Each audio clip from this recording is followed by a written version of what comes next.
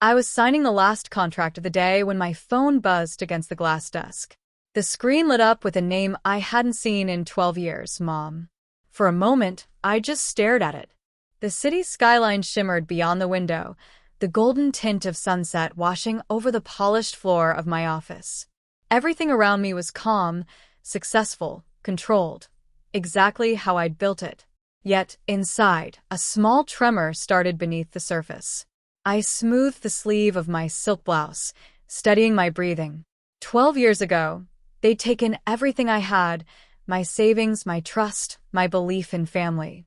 They disappeared overnight, leaving me with nothing but a handful of unpaid bills and a shattered sense of belonging. The phone buzzed again. I let it ring. Then another message appeared, this time from a number I didn't recognize. Alyssa, it's Dad. We need to talk. It's about the business. My business. The one I built from the ground up while sleeping in my car and working 3 jobs. I leaned back in my chair, the leather cool against my skin, and let out a quiet laugh, the kind that carries more disbelief than amusement. After all this time, after the silence, after stealing every cent I had, they wanted my business? I placed the phone face down on the desk and whispered to myself, all right, let's see what ghosts look like after 12 years. 12 years ago, I was 23, working double shifts at a diner in Austin, saving every tip and dreaming of opening a small design studio. Back then, my family was everything to me, Mom, Dad, and my older brother, Ryan. We weren't rich, but we were close, or so I thought. I can still remember that night, the scent of coffee, the sound of my dad's old country playlist humming through the living room. I'd just shown them the paperwork for a shared investment account I'd opened, excited to finally include them in my future plans. Once the studio gets off the ground, I'd said, smiling, we'll all be in it together. Mom had hugged me, her perfume soft and familiar. Dad had smiled, that warm, reassuring kind of smile that made you trust him instantly. Ryan had clinked his beer bottle against mine and said, to family and new beginnings. The next morning, the apartment was empty. No note, no messages, just gone. My savings account drained. Every cent. My calls went straight to voicemail. My texts never got a reply. I remember sitting on the floor beside my laptop, shaking so hard I could barely type the bank's number.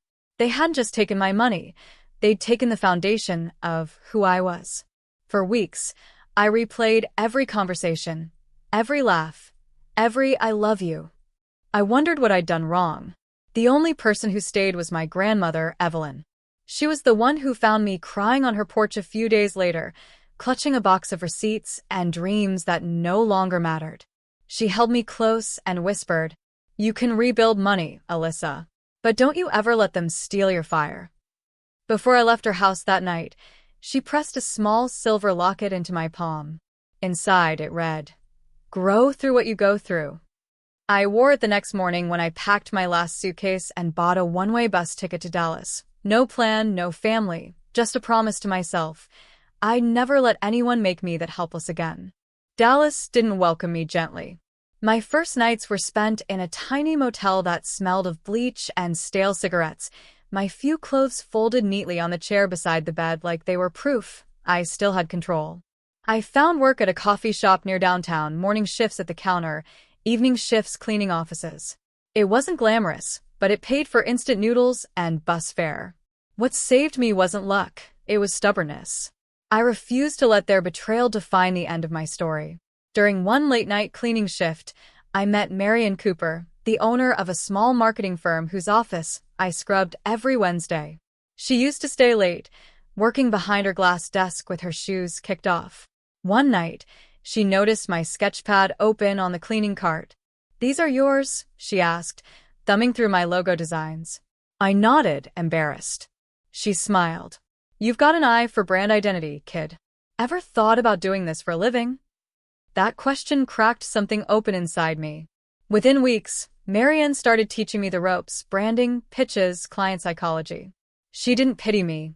She pushed me. When I faltered, she'd say, you already survived the worst, Alyssa. Now earn what's yours.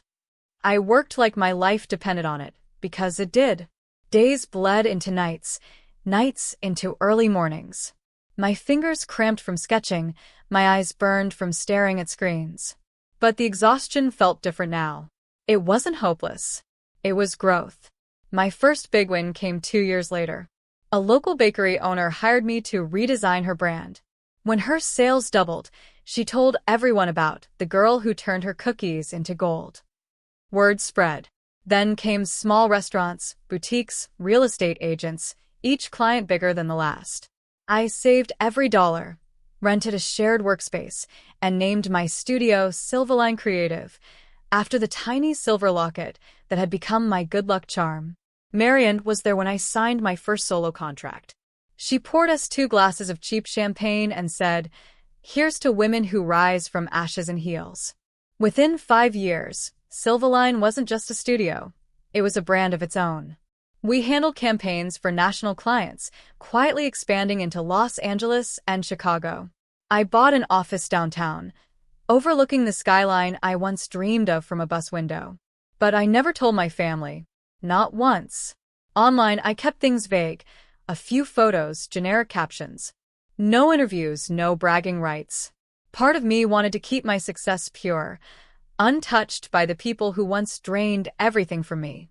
Still, sometimes at night, I'd catch myself wondering where they'd gone. Were they happy? Regretful? Did they ever think about the daughter and sister they left behind? I'd trace the outline of the silver locket at my throat and remind myself, some stories don't need closure. They need continuation. The next morning after their messages, curiosity turned into resolve. I replied with a single line. "Come by my office tomorrow at noon."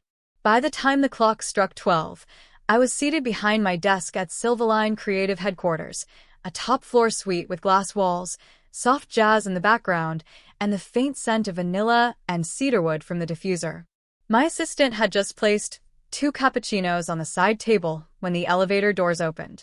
They stepped out together.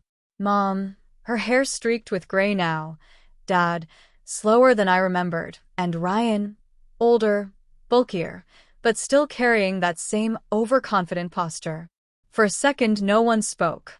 Their eyes swept across the office, the awards, the photographs with high-profile clients, the subtle signs of a life that had blossomed far beyond their imagination. Mom finally broke the silence. "Alyssa, honey, you look incredible." I gave a polite smile. "Thanks. Have a seat." Dad cleared his throat, placing a worn briefcase on the table. "We've heard a lot about your company. Word gets around. We wanted to talk about an opportunity. We're planning to start a family venture again, and we thought, well, maybe we could combine forces. You've done so well for yourself, and we have experience." Experience. The word almost made me laugh. I stayed quiet, letting them talk about their vision, their strategy, their regrets. They made it sound like we were old business partners reuniting after a temporary misunderstanding, not parents who had vanished with their daughter's entire life savings. Finally, Ryan leaned forward. "Look, Alyssa, I know things weren't perfect before, but we're family. We should be helping each other out. That's what matters now." That was the moment I decided to stop hiding.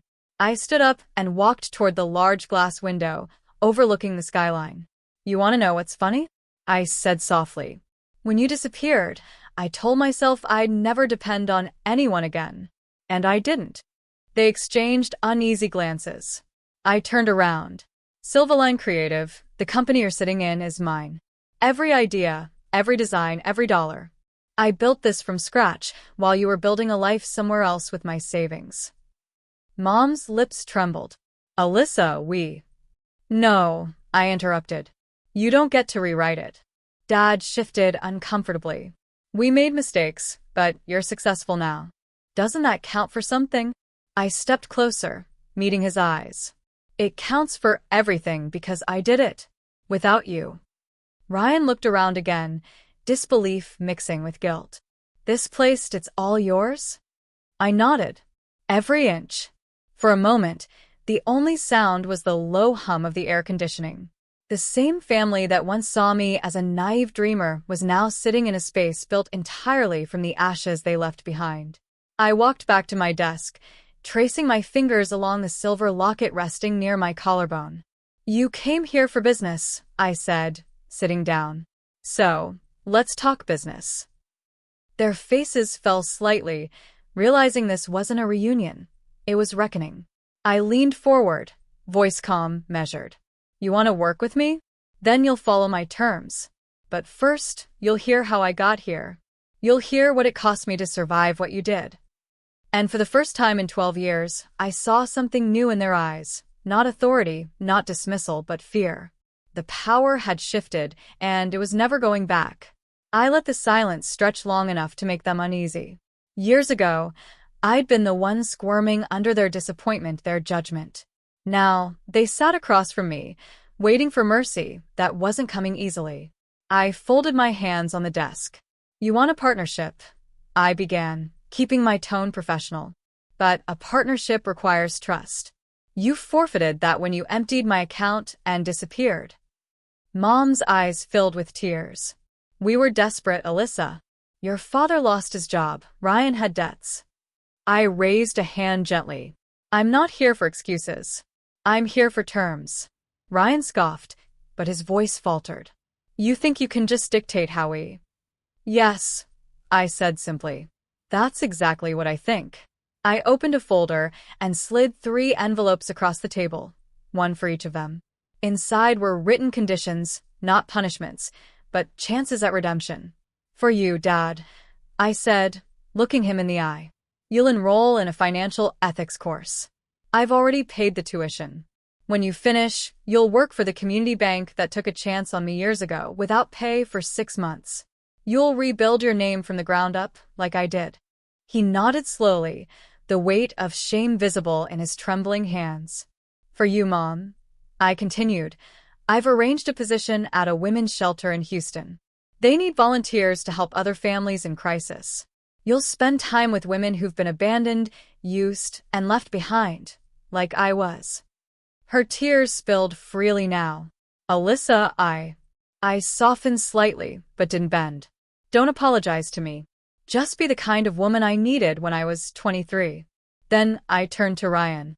He leaned back in his chair, jaw tight, pretending not to care.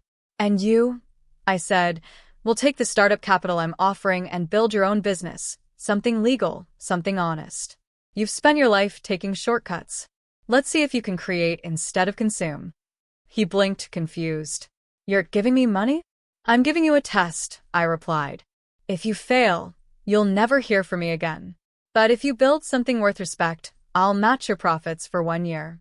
Not because you're my brother, but because I believe in second chances when they're earned." The room was silent again, heavier now. "I'm not doing this out of love or revenge," I continued quietly. "I'm doing it because I refuse to let our family's story end in theft and regret. You wanted a piece of my business, well, here it is. Prove that you deserve it." Mom wiped her eyes. "You've changed, sweetheart." I smiled faintly. "No, Mom. "I just grew up without you." I stood, signaling that the meeting was over. "You'll each get a letter tomorrow with details. Follow through, and maybe, just maybe, we'll have something worth calling family again." As they gathered their things, there was no anger left in the room, just quiet acceptance and a trace of awe. They came expecting to take. They were leaving with lessons. And for the first time in 12 years, I felt something I hadn't felt in a long time: peace. The following months unfolded like quiet chapters of healing. My family kept their word. Dad sent me weekly updates from the community bank, photos of him teaching budgeting workshops to young couples. His once proud tone was now humble, grounded. For the first time, he seemed to understand what it meant to earn trust rather than assume it. Mom called every Sunday from the women's shelter. She didn't talk about herself much, mostly about the stories of the women she met there. "There's this young girl, about your age when we left," she told me once, her voice soft. "She reminds me of you." I told her not to give up. That was the first time I felt something like forgiveness start to bloom. Even Ryan surprised me. He opened a small auto shop outside San Antonio, fixing up old cars. He sent me a photo of his first signboard, "Rebuilds by Ryan." It made me laugh. Maybe he finally understood what rebuilding really meant. I didn't see them often, but I didn't need to. The space between us was no longer filled with bitterness, just quiet understanding and boundaries that kept the peace intact.